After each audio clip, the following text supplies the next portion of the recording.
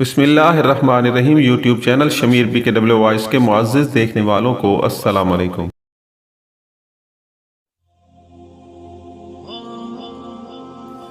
قتل کی یہ واردات ان وارداتوں میں سے ہے جنہیں میں نے خاص طور پر ڈائری میں محفوظ کر لیا تھا۔ ویسے بھی یہ تفتیش مجھے کبھی کبھی یاد آ جاتی ہے اور اس کے ساتھ یہ خیال آتا ہے کہ اس کی تفتیش تو میں نے بڑی آسانی سے کر لی تھی۔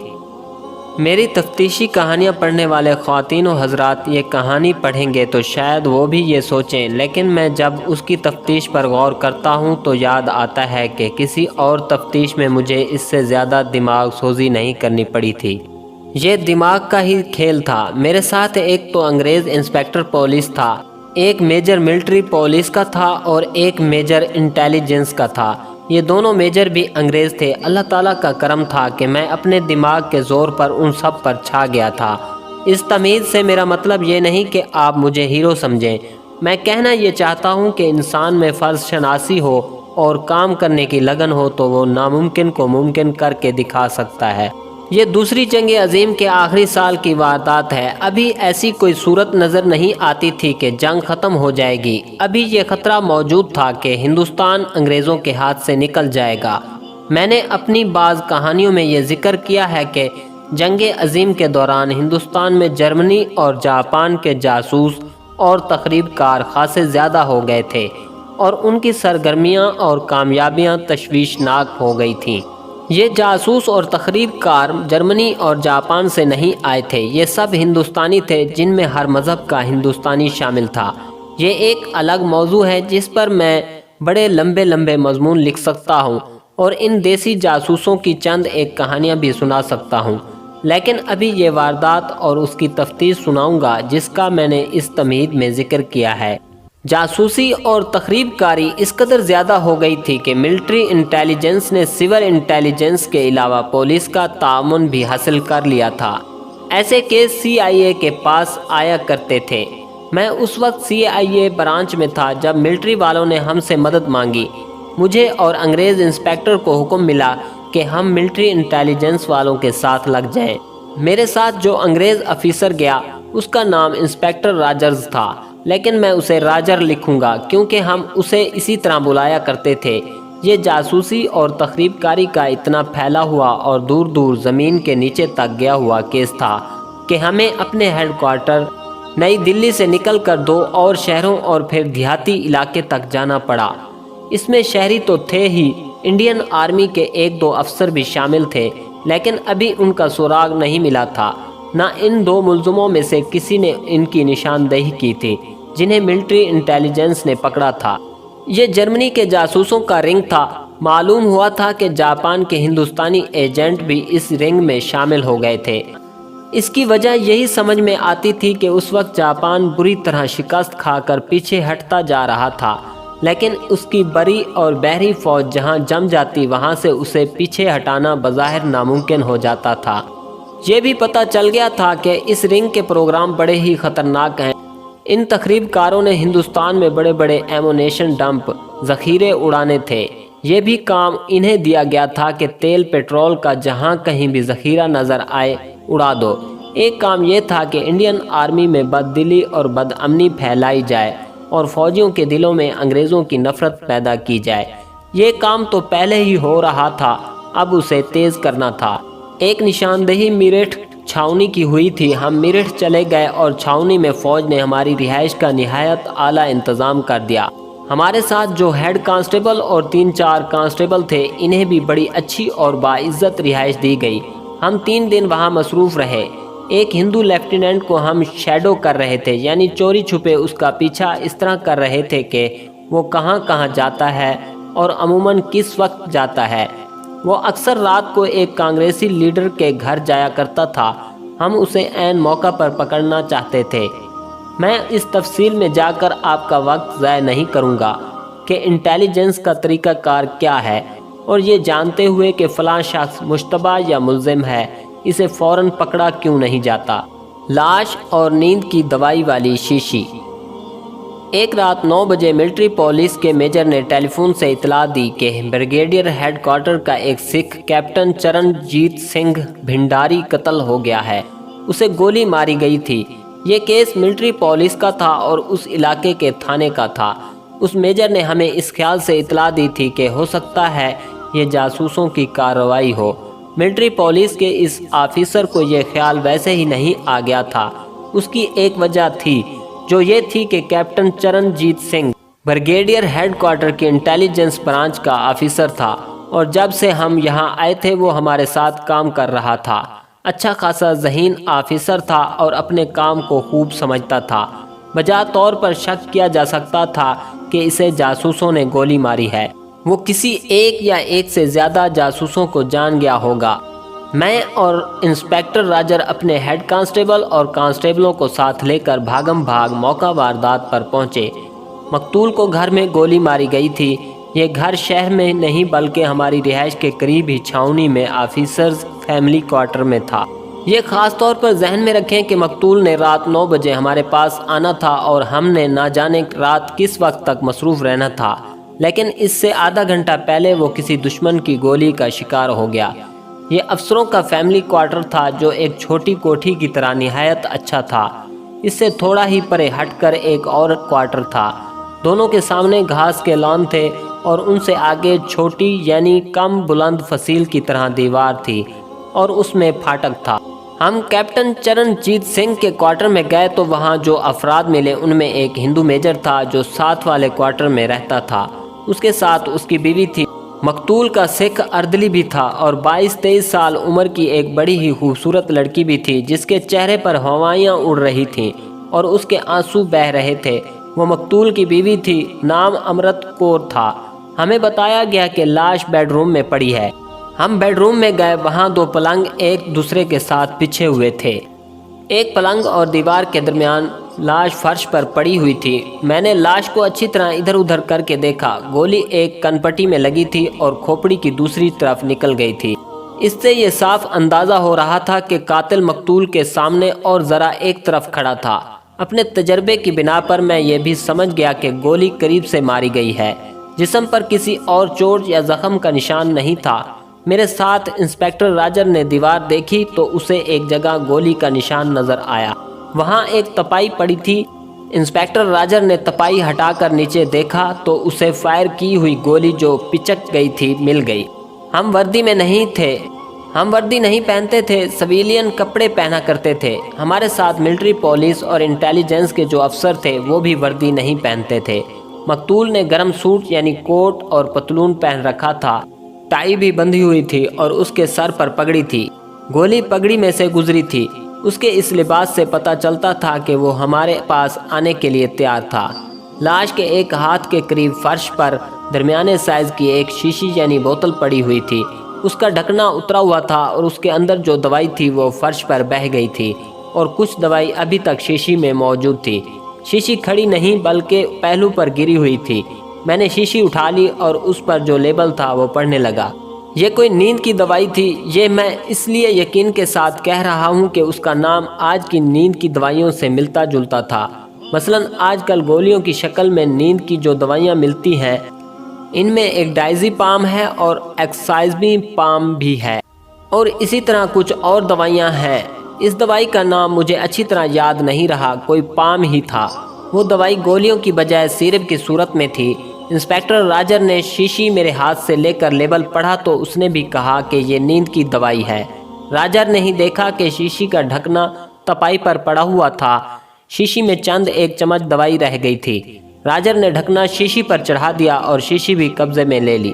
لاش کی دوسری طرف ایک بڑا چمچ پڑا تھا جسے ٹیبل سپون کہتے ہیں، کھلی ہوئی شیشی، اور اس چمچ سے یہی ظاہر ہوتا تھا کہ مقتول یہ دوائی پینے لگا تھا یا پی چکا تھا۔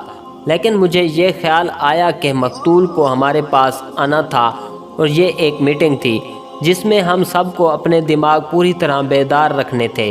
تو کیا مقتول نیند کی دوائی پی کر ہمارے پاس سونے کے لیے آ رہا تھا؟ لاش کو پوسٹ مارٹم کے لیے بھجوانا تھا۔ میں لاش سے ہٹا اور پلنگ کی دوسری طرف پہنچا تو ساتھ والے کمرے میں ٹیلی فون کی گھنٹی بجی۔ میں نے اور انسپیکٹر راجر نے ایک دوسرے کی طرف دیکھا۔ راجر نے مجھے ہلکا سا اشارہ کیا تو میں اس کمرے میں ٹیلی فون سننے چلا گیا۔ ریسیور اٹھا کر کان سے لگایا تو میں نے دانستہ ہیلو نہ کہا کہ فون کرنے والا بولے، 3-4 सेकंड बाद किसी आदमी की मध्यम सी आवाज़ आई, अमर। ये लहजा राजदारी वाला था। मैंने कहा, होल्ड करें, मैं बात करवाता हूँ। लेकिन फ़ोन करने वाले ने मेरी बात ना सुनी। सिर्फ इतना सुनकर होल्ड करें उसने फ़ोन बंद कर दिया। ये फ़ोन मकतूल की बीवी के लिए था। उसका नाम अमृत कौर था और उस आदमी ने उसे अमर कहा था। ये कोई अमृत कौर का बेतकल्लुफ़ दोस्त था। अगर ऐसा ना होता तो वो मिसेज़ चरणजीत कहता या ज़रा एहतराम से उसका पूरा नाम लेता। ये फ़ोन कहीं बाहर से यानी शहर से नहीं आया था। छावनी का अपना अलग एक्सचेंज था। 0 डायल करते तो ऑपरेटर बोलता था और उसे कहते थे कि फ़लाँ नंबर मिला दे। ये एक्सचेंज शहर के एक्सचेंज की तरह मसरूफ़ नहीं होता था। मैंने फ़ोन बंद करके फिर रिसीवर उठाया और 0 डायल किया। ऑपरेटर बोला तो मैंने अपना तारुफ करा के पूछा कि अभी अभी कैप्टन चरणजीत सिंह के घर किसका फ़ोन आया था। उसने फ़ौरन बता दिया कि मेडिकल ऑफिसर कैप्टन सखावत अली खान ने ये नंबर मांगा था। मैंने इंस्पेक्टर राजर को अलग करके फ़ोन के मुताल्लिक बताया और हमने उस मेडिकल ऑफिसर का नाम जहन में महफूज कर लिया। राजर ने कहा कि मेडिकल ऑफिसर को यहाँ होना चाहिए था, वो अभी तक आया नहीं। मेरे दिमाग में एक बात आ गई। मैंने राजर से कहा कि वो जहाँ है उसे वहीं रहने दो। मुझे कुछ शुबा हो गया था। हो सकता था कि उसे मालूम ही ना होता कि अमर का खामन कत्ल हो गया है। उसे ये पता होगा कैप्टन चरणजीत सिंह आज रात 9 बजे इंटेलिजेंस ड्यूटी पर जा रहा है और ये एक लंबी मीटिंग होगी।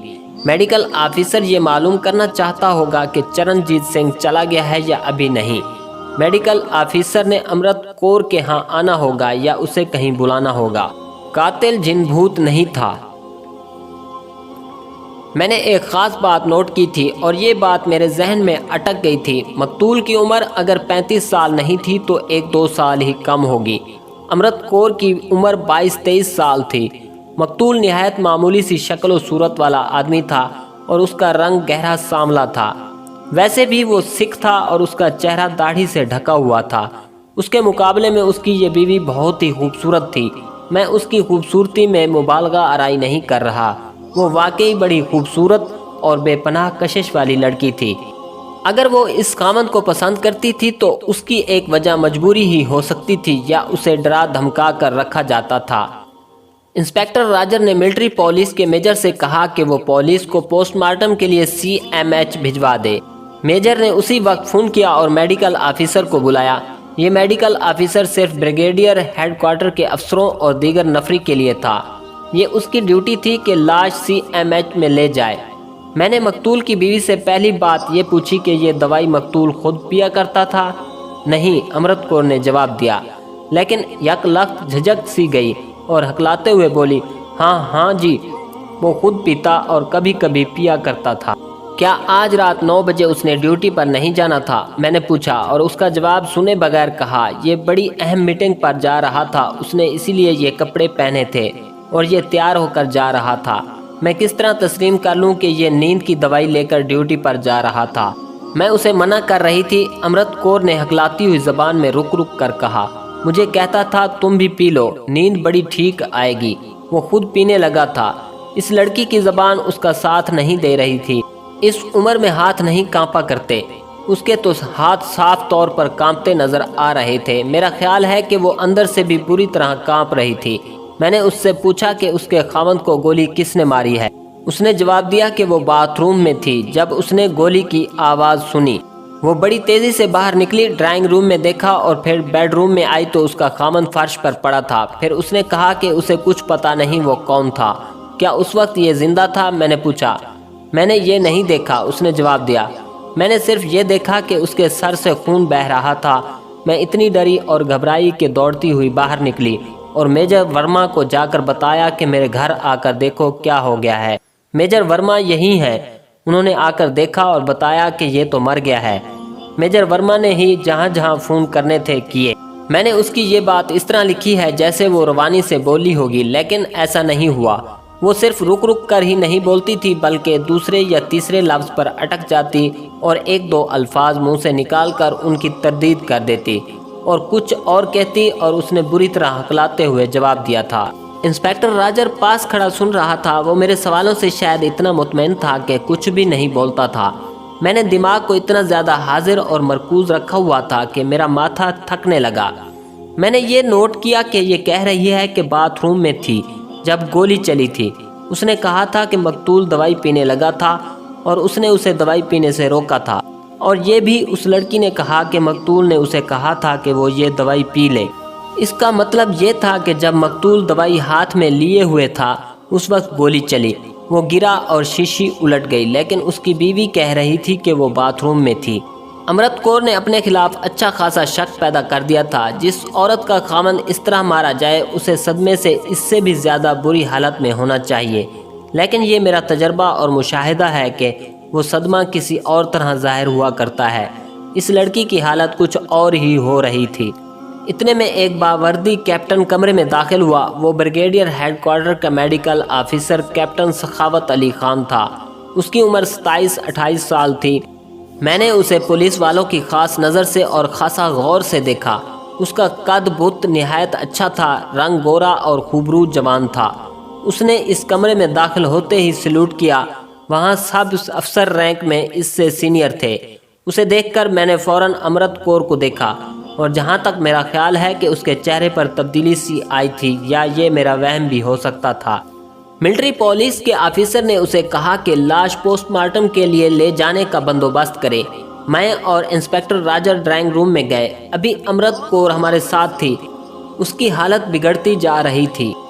وہ ایک بار دو قسم کی باتیں کرتی تھی۔ اسے ہم نے ایک اور کمرے میں بٹھا دیا اور اپنے ہیڈ کانسٹیبل کو ہدایات دے کر دروازے میں کھڑا کر دیا۔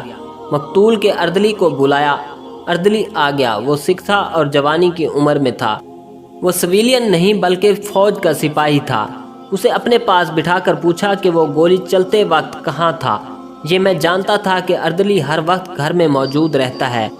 اس ہیڈ کوارٹر کے پیچھے ایک کمرہ تھا جس میں اردلی رہتا تھا۔ اس نے بتایا کہ 8:15 بجے اس نے مقتول اور امرت کور کو کھانا کھلایا تھا اور پھر برتن اٹھا کر باورچی خانے میں لے گیا، برتن دھوئے اور اپنے کمرے میں چلا گیا۔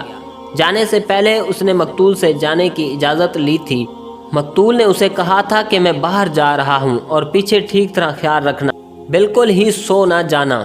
پھر اردلی نے بتایا کہ اس نے خود کھانا کھایا اور ذرا سا لیٹا ہی تھا کہ گولی چلنے کی آواز آئی۔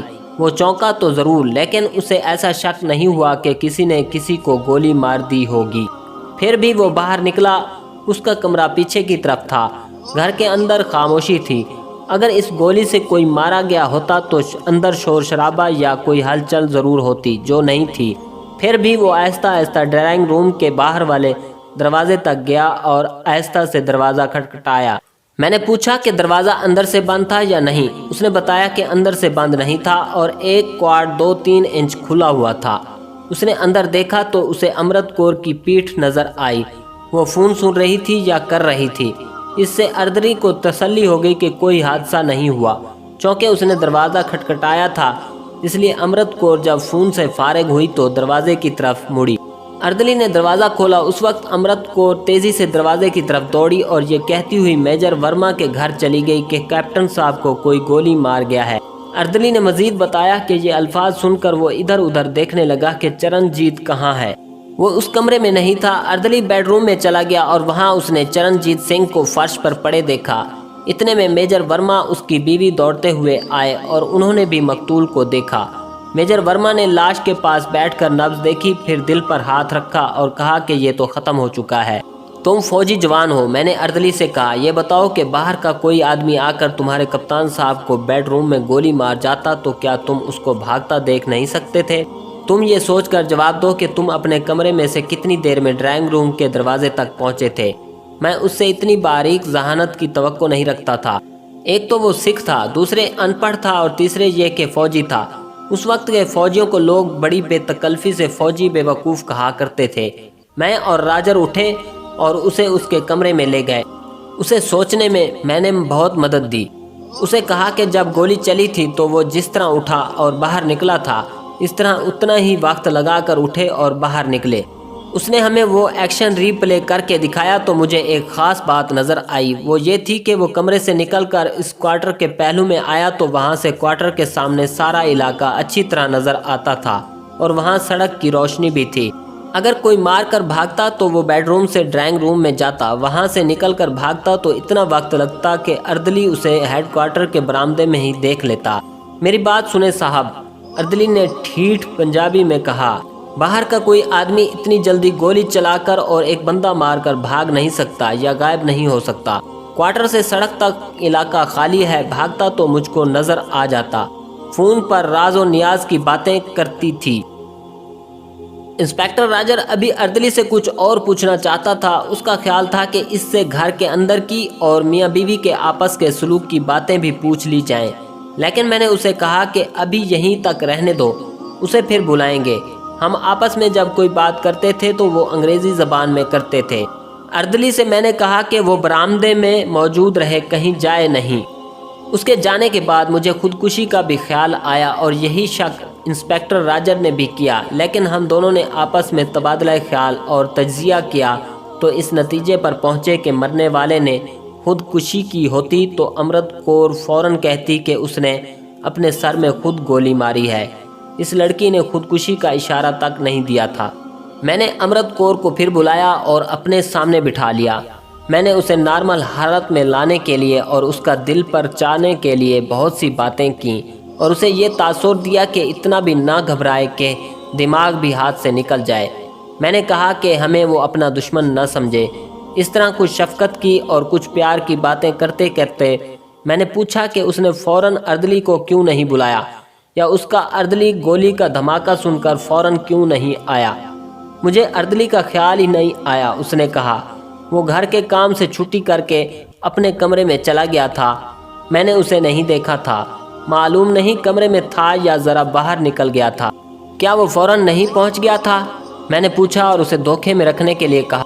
बड़ा निकम्मा और गैर जिम्मेदार अर्दली है, इसे तो फ़ौरन पहुंचना चाहिए था। इसकी रिपोर्ट करके इसे इस कोताही की सज़ा दिलवाना।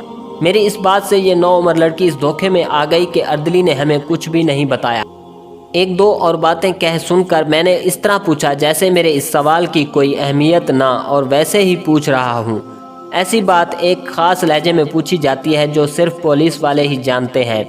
उस वक्त फ़ोन किसका आ गया था, मैंने पूछा। ये मैं इसलिए पूछ रहा हूँ कि किसी ने अपना आप जहर किए बगैर फ़ोन पर कोई धमकी तो नहीं दी थी। अक्सर होता है कि इस तरह कातिल वार करके गायब हो जाते हैं और फिर मकतूल के घर वालों को धमकियाँ देते हैं कि उन्होंने कोई कानूनी कार्रवाई की कोशिश की तो उस घर के 1-2 और बंदों को कत्ल कर दिया जाएगा। फ़ोन, अमृत कौर ने घबराए हुए लहजे में कहा। फ़ोन तो शायद नहीं आया, शायद आया था, कुछ होश नहीं था।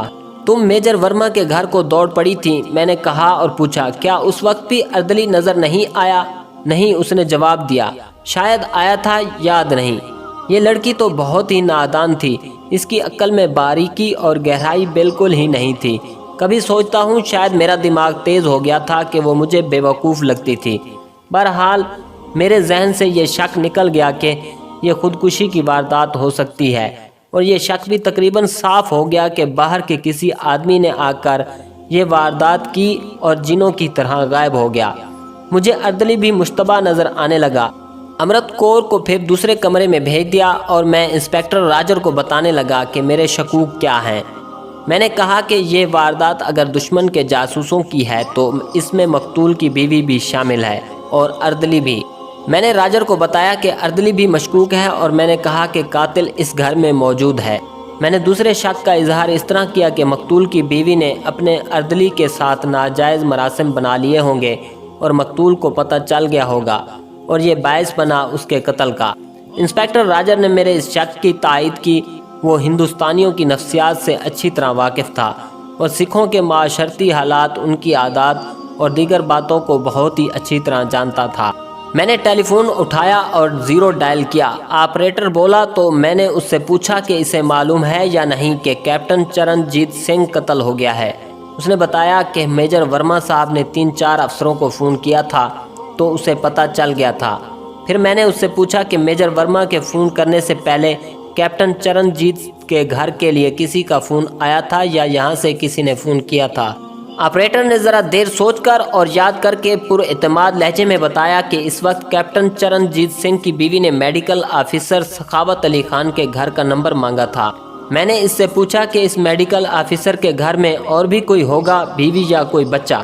ऑपरेटर ने बताया कि मेडिकल ऑफिसर साहब अकेले रहते हैं और वो सिंगल रिहाइश का कमरा है। मैंने उसे कहा कि वो सोचकर मेरे हर सवाल का जवाब बिल्कुल सही दे, क्योंकि हो सकता है इसे कोर्ट में गवाही देनी पड़े। मैंने उसका नाम लिख लिया, वो नाइक था। उसने कहा कि लोग यानी फौजी एक दूसरे के नंबर इससे मिलवा कर बातें करते रहते हैं, लेकिन इसे अफसरों का खास ख्याल रखना पड़ता है। किसी अफसर की बीवी कहीं फ़ोन करे तो वो और ज़्यादा मोहतात हो जाता है। मैं उसकी ये बात बड़ी अच्छी तरह समझ गया था। दूसरे फौजियों की निस्बत अफसर बहुत ही थोड़े थे, इन्हें वो नहीं भूल सकता था। मैंने इससे ये भी पूछा कि कैप्टन चरणजीत सिंह की बीवी क्या अक्सर कैप्टन सखावत अली खान के साथ फ़ोन पर बात करती थी। कम से कम आधा घंटा और ज़्यादा से ज़्यादा 1 घंटा, ऑपरेटर ने बिला झिझक जवाब दिया। दूसरे तीसरे दिन इनकी बात होती है और बड़ी देर फ़ोन एंगेज रखते हैं। क्या तुमने कभी इनकी बातें सुनी हैं? मैंने पूछा। नहीं साहब, उसने जवाब दिया, ये सिविल का एक्सचेंज नहीं। अगर मैं दूसरों की और ख़ास कर अफसरों की बातें सुनते पकड़ा जाऊं तो सीधा कोर्ट मार्शल होगा। ऑपरेटर के साथ जो बातें हुई थीं वो मैंने इंस्पेक्टर राजर को सुनाई।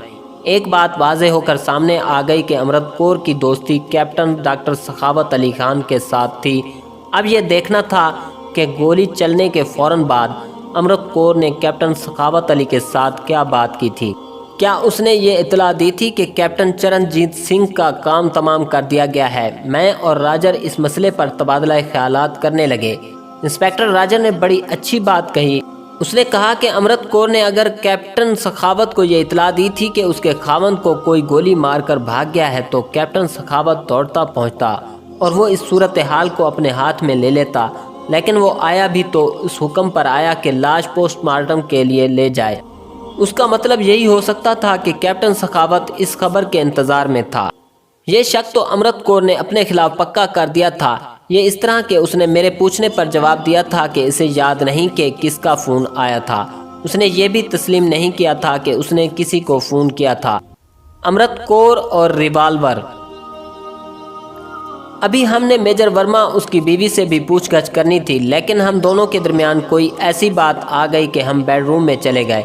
गालबन बिस्तर देखना था कि इसकी क्या हालत थी, क्या इस पर कोई लेटा था या नहीं। बहरहाल किसी ख़ास मकसद के लिए हम दोनों बेडरूम में गए तो मैं बेड को देखने लगा। पलंग पोश पर अभी कोई लेटा नहीं था, ज़रा सी भी सलवट नहीं थी।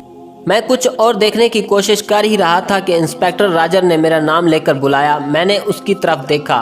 वो ड्रेसिंग टेबल के पास खड़ा था और उसके हाथ में चमड़े की एक बेल्ट थी जिसके साथ पिस्तौल या रिवाल्वर रखने का होलिस्टर लगा होता है और इसमें गोलियां रखने के लिए चमड़े के खाने बने हुए होते हैं।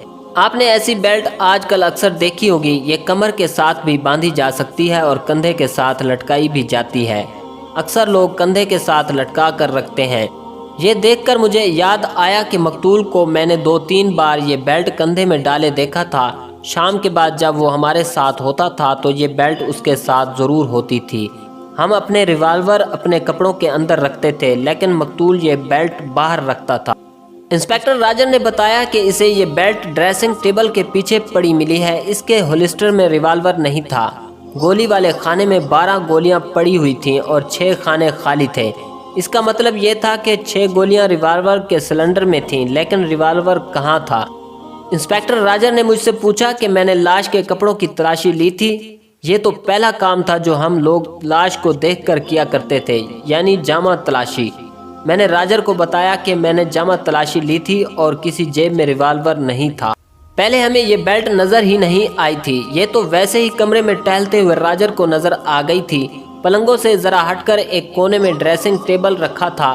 ये टेबल आम मेज़ जितना ऊंचा नहीं था, बल्कि निस्फ ऊंचाई थी। इसके सामने एक कुर्सी से कम ऊंचाई वाला स्टूल रखा था। आईना कदे आदम था और मेज़ के दाएं और बाएं दराजें थीं जो नीचे फर्श तक चली गई थीं।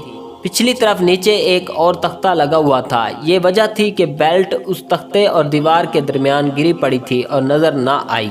मैंने बेल्ट और होलिस्टर को गौर से देखा तो पता चला कि इसे पॉलिश किया गया है। मैंने बेल्ट नाक से लगाई तो बूटों वाली पॉलिश की बड़ी साफ बू आई। मुझे कुछ खुशी हुई कि ताज़ा पॉलिश पर उंगलियों के निशान बड़े साफ होंगे। हम दोनों ने बेल्ट को इस तरह पकड़ा था कि पॉलिश की हुई साइड पर और खुसूसन होलिस्टर पर हमारी उंगलियां ना लगें। میں نے اپنے ہیڈ کانسٹیبل کو بلایا اور اسے کہا کہ دوڑ کر جائے اور باکس اٹھا لائے۔ وہ دوڑتا ہوا کمرے سے نکل گیا۔ یہ ایک باکس تھا جو تفتیش میں ہر تفتیشی افسر کے ساتھ جاتا تھا۔ ہم چونکہ انٹیلیجنس کے سلسلے میں تفتیش کرنے نکلے تھے، اس لیے ہمارے باکس میں کچھ زیادہ ہی سامان تھا۔ اس میں ایک تو آتشی شیشہ تھا جس سے چھوٹی چیز بڑی نظر آتی ہے، انگلیوں کے نشان محفوظ اور واضح کرنے کا سامان بھی تھا۔ یہ ایک خاص کاغذ اور پاؤڈر وغیرہ ہوتا ہے۔ امرت کور کو بلایا اور بیلٹ اسے دکھا کر پوچھا کہ اس کے خاوند کا ریوالور کہاں ہے۔ میں نے یہ بھی کہا کہ اس میں 6 گولیاں لوڈ ہوں گی، لیکن اب 5 ہوں گی۔ ریوالور؟ امرت کور نے اکھڑی اور ڈری ہوئی آواز میں کہا، کہاں ہے؟ ہاں ہونا تو چاہیے تھا، کہاں ہے معلوم نہیں۔ اب تو امرت کور کی حالت تشویشناک ہو گئی تھی اور میں یہ خدشہ بھی محسوس کرنے لگا تھا کہ یہ لڑکی غش کھا کر گر پڑے گی یا اس کا ہارٹ فیل ہو جائے گا۔ اسے پھر اسی کمرے میں بھیج دیا گیا اور ایک کانسٹیبل کو دروازے میں کھڑا کر دیا۔ پہلے یہ ڈیوٹی ہیڈ کانسٹیبل دے رہا تھا، اب وہ باکس لانے چلا گیا تھا۔ میں نے اردلی کو بلایا اور بیلٹ اسے دکھا کر پوچھا کہ یہ کہاں رکھی تھی اور اسے کس وقت پالش کیا گیا تھا۔ اس نے بتایا کہ مقتول نے اسے خاص طور پر کہا تھا کہ بیلٹ کو پالش سے چمکا دینا، کیونکہ وہ خاص میٹنگ پر جا رہا تھا۔